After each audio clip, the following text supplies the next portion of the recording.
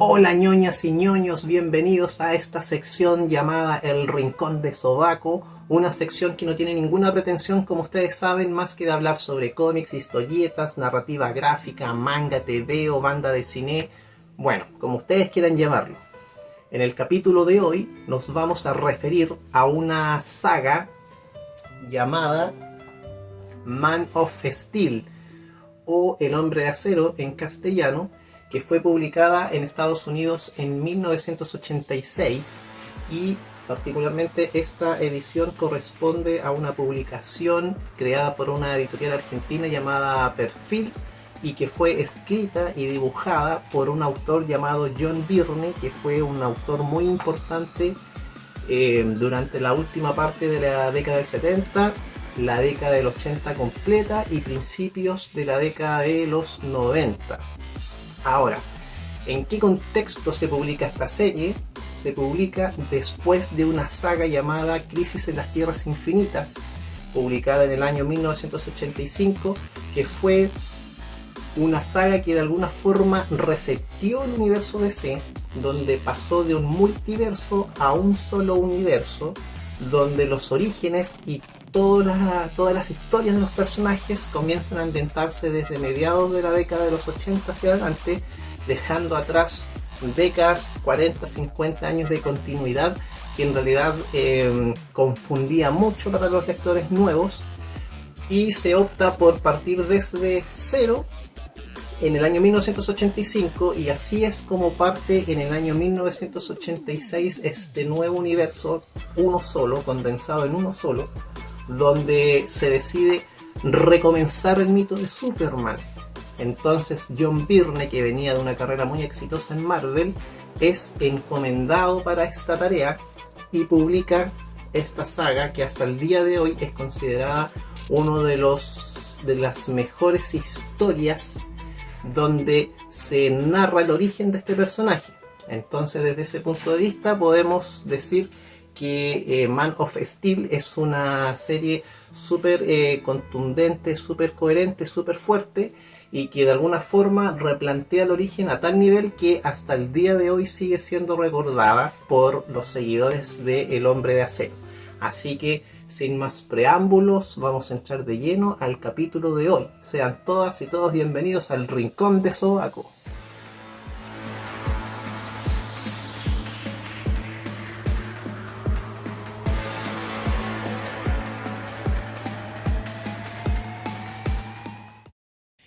John Byrne es un autor inglés nacido el 6 de julio de 1950, que se hizo conocido gracias a grandes trabajos realizados en Marvel, específicamente en series como los X-Men, Capitán América, los Cuatro Fantásticos, los Avengers, Hulk, entre otros. Luego de su paso por Marvel, se cambia la competencia a la DC Comics, en parte motivado por la nueva etapa que comenzaba la editorial luego de Crisis en las Tierras Infinitas, una saga que reseteaba el universo DC. Una vez instalado en su nueva casa editorial, acepta llevar a cabo la saga Man of Steel, cuya historia narra el origen de Superman, actualizando algunos conceptos del personaje y replanteando otros que lo tenían posicionado como un superhéroe anticuado y pasado de moda. Uno de los motivos que llevó a Byrne a aceptar el desafío de este proyecto era la posibilidad de manejar ciertas libertades creativas que le permitirían avanzar en términos creativos en relación a lo que venía realizando en Marvel, y esto lo consideró importante considerando que en sus manos tenía el personaje más importante de todos, a Superman. Esta saga se publicó en 1986 y logró volver a posicionar al Hombre de Acero en las grandes ligas. Por medio de una historia solvente, Superman se reincorpora a la lista de los 5 más vendidos en Estados Unidos y además recupera el protagonismo en una editorial que tenía a Batman como el personaje más popular. Esto debido a que John Byrne se preocupa de reconstruir a Superman como un personaje humano, a pesar de su estirpe kryptoniana.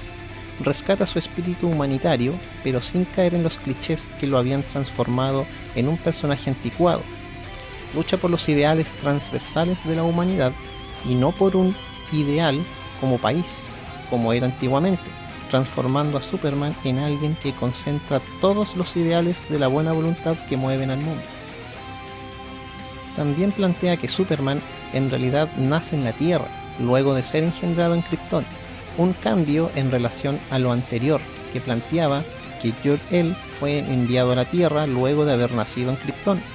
También se elimina el componente de Superboy, por lo que Clark Kent, luego de tomar la decisión de irse de Smallville, pasa directamente a transformarse en Superman, saltando esa fase intermedia de Superboy. Otro cambio importante es que Lex Luthor pasa a ser un despiadado empresario que tiene a toda Metrópolis bajo su control, en comparación con el antiguo Lex, que simplemente era un científico loco e incomprendido.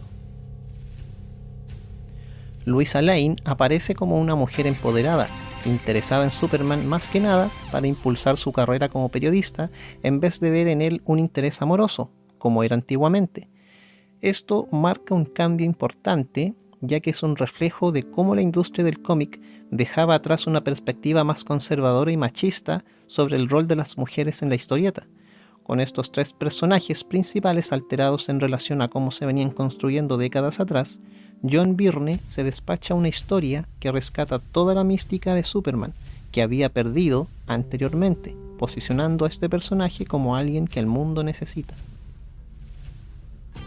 Desde el punto de vista estético, John Byrne toma a Christopher Reeves como un referente claro al momento de dibujar a Superman, quizás como un homenaje al único actor que ha sabido encarnar todos los valores en una sola persona.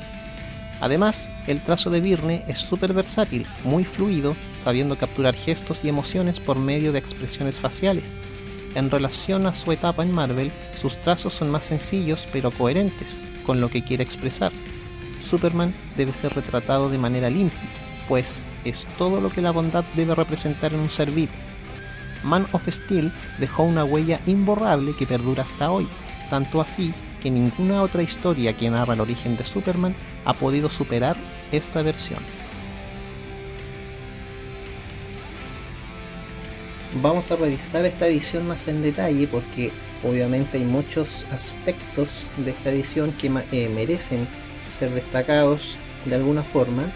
La primera es que, como se ve acá, este número corresponde al número 1 de Superman, publicado por Editorial Perfil. O sea, en esa época, cuando la editorial argentina comenzó a publicar Superman, ellos comenzaron con esta saga, obviamente para partir desde cero y agarrar lectores nuevos de esa época. Y una vez que termina esta saga de 6 números, ellos continuaron con la numeración. O sea, continuaron con el número 7, 8, 9, 10, 11, 12, hasta el número 49, que fue con la que ellos cerraron la serie de Superman. Y esta serie en particular tiene una importancia porque, bueno, primero porque es el número 1 de Superman. Segundo, porque es la saga con la que comienza la etapa de John Byrne, que fue una etapa súper importante. John Byrne de alguna forma dejó un legado que hasta el día de hoy sigue siendo recordado en el personaje de Superman. Y lo otro es porque esta serie cambia algunos aspectos de Superman que de alguna manera se venía trabajando desde su primera aparición en 1938. Entonces lo que hace John Byrne es borrar algunos aspectos del personaje para actualizarlo y ambientarlo en la década de los 80. Esta portada en particular es muy icónica porque de alguna forma es un homenaje a un tema que es súper simbólico de Superman, que es cuando se abre la camisa, por ejemplo, y expone la S de su traje, que muchas veces Christopher Reeves lo realizó muchas veces en las películas de Superman, y que incluso hay una escena en la película de Spider-Man de Sam Raimi donde también se hace un homenaje a esta cosa tan icónica de Superman, y también lo retratan a su modo en la película de Spider-Man. Entonces, bueno, la diagramación obviamente deja mucho que desear, porque obviamente estamos hablando de 1991, esta edición corresponde a septiembre del 91, una editorial obviamente de Perfil que tampoco, bueno, en esa época los niveles de rigurosidad al momento de publicar eran muy distintos a las de ahora.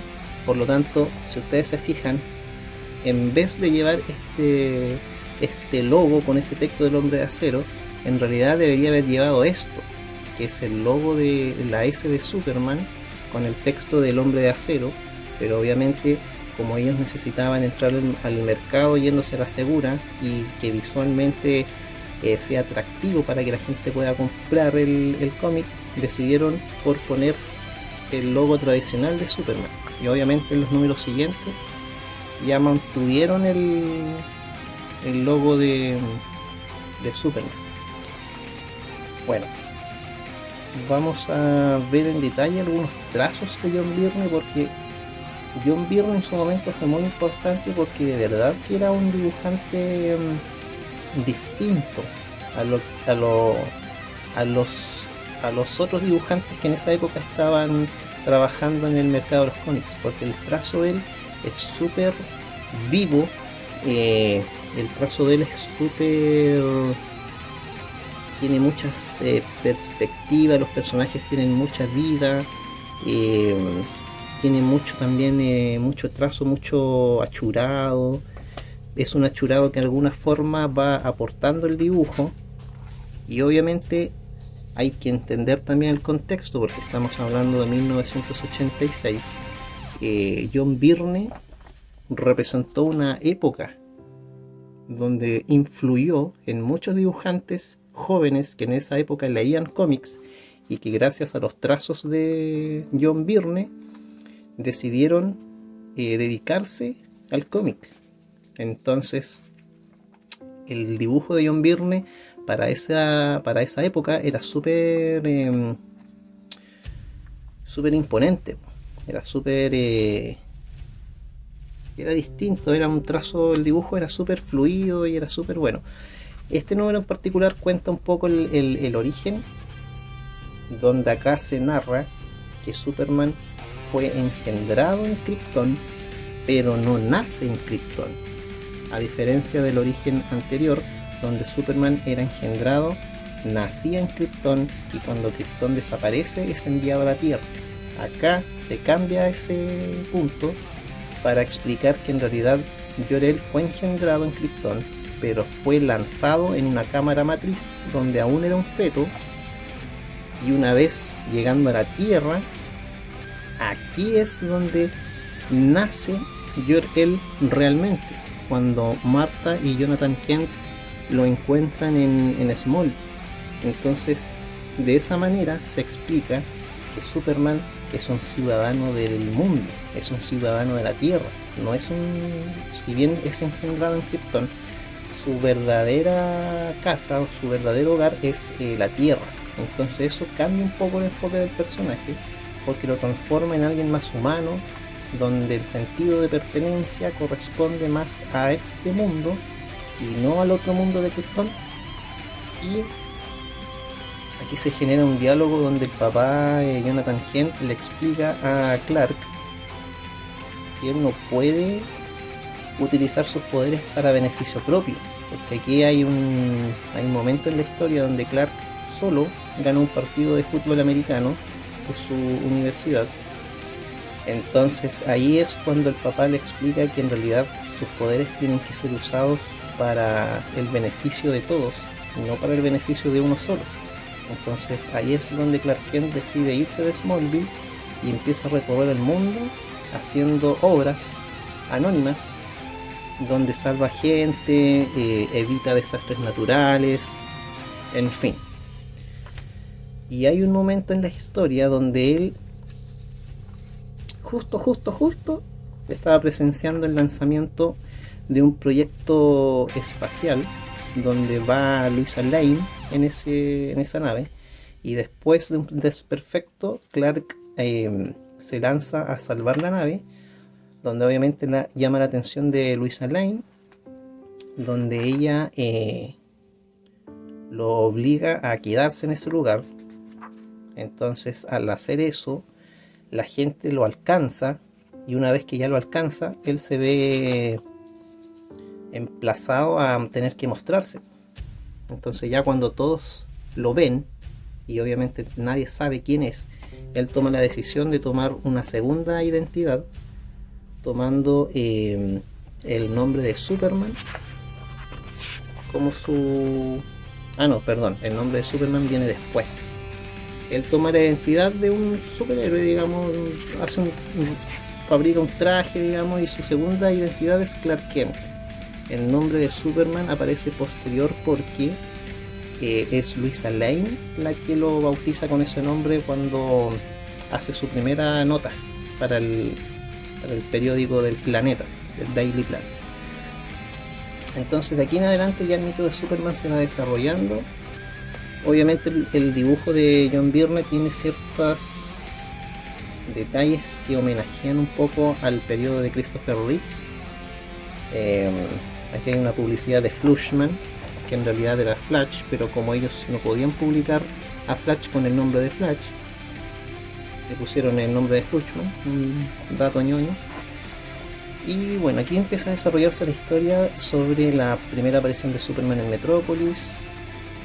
Lois Lane de alguna forma empieza a seguir los pasos a Clark para ver realmente quién es, de dónde viene, para más o menos investigar, pero con la finalidad de impulsar su carrera como periodista. Entonces en ese sentido estamos ante una Luisa Lane que es un poco más frívola, más calculadora, donde ella se preocupa mucho de su carrera personal. Y aquí ella finge tener un accidente como para poder tener acceso a Superman, y obviamente lo logra. Y aquí hay una escena que recuerda mucho a esa secuencia de la película de Christopher Reeves, cuando Superman se encuentra con Luisa Lane en un departamento y ella empieza a hacer una entrevista. Bueno, aquí ocurre algo similar, donde Luisa Lane logra hacer algunas preguntas, logra hacer una nota con la que ella tiene la exclusiva de Superman, pero cuando llega al diario se da cuenta que ya hay una nota escrita con anterioridad, y ella dice, pero ¿cómo? ¿Pero quién escribió esa nota? Entonces Perry White, que es el jefe, le dice a Luisa Lane, mira, te presento a un nuevo reportero que se llama Clark Kent, él llegó con la nota antes que tú. Entonces ahí comienza a desarrollarse otra arista de la historia, que es la rivalidad entre Luisa Lane y Clark Kent. ¿Por qué? Porque Luisa Lane queda muy sentida con Clark Kent porque le arrebata la exclusiva. Y aquí tenemos otro ejemplar. Esta secuencia es muy interesante porque es una secuencia en primera persona, donde se ve el plano bajando y después entendemos que esa secuencia corresponde a la mirada de primera persona de Batman. ¿Por qué? Porque aquí Batman comienza a investigar una serie de robos y en esa investigación se encuentra con Superman, y acá Batman, de acuerdo a esta continuidad, estas fueron las primeras apariciones de Batman. Entonces nadie sabía realmente quién era, jugaban con el tema de que él era un mito, y Superman, al encontrarse con él, le explica que él no está de acuerdo con los métodos que utiliza Batman. Entonces aquí también se genera otra arista de la nueva continuidad, donde Batman y Superman no son amigos, y eso, a diferencia de lo que se venía publicando antes, también genera un cambio. John Byrne también cambia ese aspecto de la relación entre ambos, porque al no generar un lazo de amistad entre ambos, se genera una relación de respeto, pero no de amistad. Y bueno, esta editorial Perfil tiene una cosa bien particular, porque si ustedes se fijan, Perfil se caracterizó por tener una pésima calidad de impresión. Donde ustedes se fijan, aquí por ejemplo hay una muestra de lo que me quiero referir, donde sale por ejemplo un manchón sobre el negro en la parte del como de la máscara de Batman. Y eso ocurría porque esta editorial, cuando tiraba las planchas a imprimir, primero tiraba el negro y sobre el negro tiraba los colores. Entonces obviamente eso quedó así porque ese naranjo quedó impreso sobre el negro. Lo lógico es que esto se hiciera al revés, que primero tienen las planchas de color y una vez que ya estén las planchas de colores, tirar el negro. Entonces por eso muchas veces los lectores escribían un poco reclamando porque quedaban esos manchones entre medio de las impresiones. Bueno, y a medida que va avanzando la historia, aquí después aparece otro personaje que es Lex Luthor. Y aquí John Byrne también cambia el enfoque de este Lex Luthor, porque ya no es un científico loco que tiene la obsesión de acabar con Superman, sino que aquí lo transforman en un empresario muy poderoso, que tiene muchas influencias y que prácticamente es el dueño de Metrópolis. O sea, es como una especie de Montgomery Burns, pero de los cómics de Superman. Entonces aquí se genera una situación porque Lex Luthor quiere probar las habilidades de Superman y él genera un secuestro. Obviamente él lo niega, pero él le paga a unos terroristas sudamericanos para secuestrar un yate, y en ese yate aparece Superman, elimina a estos terroristas y él demuestra que Lex Luthor fue el responsable de ese ataque. Entonces el alcalde ordena la detención de Lex Luthor y aquí lo fichan. Entonces, ya que a Lex Luthor lo hayan fichado en una comisaría, eso ya para él fue un golpe en su ego, pero súper profundo, y eso gatilla una obsesión contra Superman para derrotarlo, y aquí ya se genera el origen del odio de Lex Luthor hacia Superman. Este también es súper importante. De hecho, aquí hay un chiste, aquí hay un detalle muy ñoño, porque antes de la crisis en las Tierras Infinitas, esta armadura verde era la armadura que usaba Lex Luthor por lo general para atacar a Superman. Entonces, claro, aquí tú partes con este cómic donde en la primera página te encuentras con Superman tomando a alguien del cuello con esa armadura, pero cuando volteas la página te das cuenta que esa no es la armadura del Lex Luthor, sino que es una persona X que se puso ese traje para atacar a Superman. Entonces aquí también se desmarca con un simbolismo que es súper cercano al Lex Luthor. Y en este número en particular aparece Bizarro. En este cómic se plantea otro origen de Bizarro. Aquí John Byrne también cambia ciertos aspectos de este personaje, porque antes de la crisis en las Tierras Infinitas, Bizarro era un personaje que vivía en el mundo Bizarro, que era otro mundo, donde todo era al revés.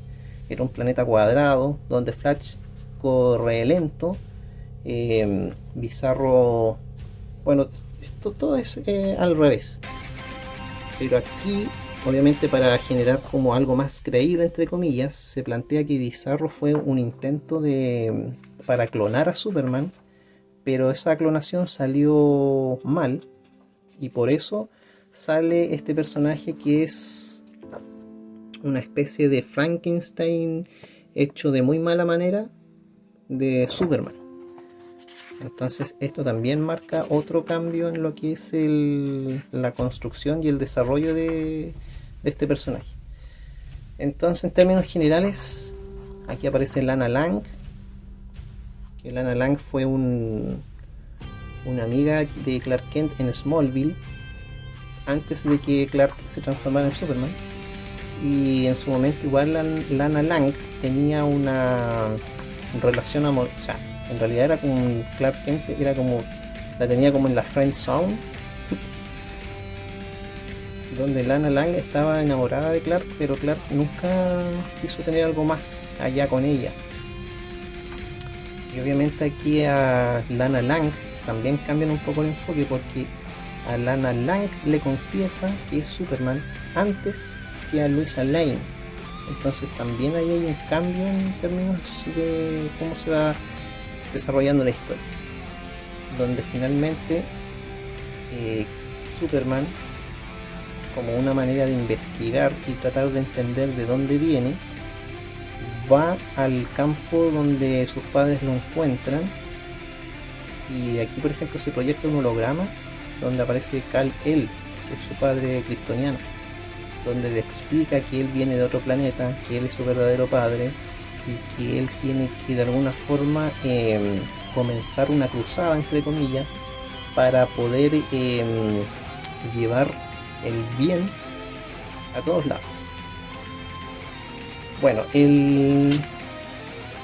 esta historia, como les explicaba recién, fue muy importante porque de alguna forma reconstruye el mito de Superman y lo transforma en alguien que lucha, entre comillas, por ciertos valores que son transversales, o sea, que son como humanos, que también contrasta con lo que se venía publicando antiguamente, donde Superman lo tenía muy posicionado con lo que eran los valores de Estados Unidos y que él luchaba por Norteamérica. Aquí ya cambia ese enfoque, ya no lo desmarcan un poco con el tema nacionalista y ya lo transforman como en alguien que pelea por el desarrollo del bien, pero como un atributo transversal del mundo. Así que en ese sentido también cambia el enfoque del personaje, y así es como se generó esta publicación, que en su momento en Chile costó 200 pesos chilenos. Y para cerrar, un detalle muy ñoño, porque algunos de estos cómics tienen el timbre de la Casa del Figurín. La Casa del Figurín fue una tienda que hubo en Concepción, que estaba en la galería de la Sala 2, donde atendía un caballero bien particular, porque tenía mucho material español de 5, de Forum, tenía revistas de la editorial Vid, tenía revistas también de macramé, de artes marciales, tenía de todo. Y en algún momento él fue el máximo distribuidor de cómics acá en Concepción, y tuvo su época de gloria en su momento. Así que la Casa del Figurín, aquí un homenaje a esa tienda que de alguna forma marcó una época acá en Concepción. Hablemos, digamos, como en la primera mitad de la década del 90 aproximadamente.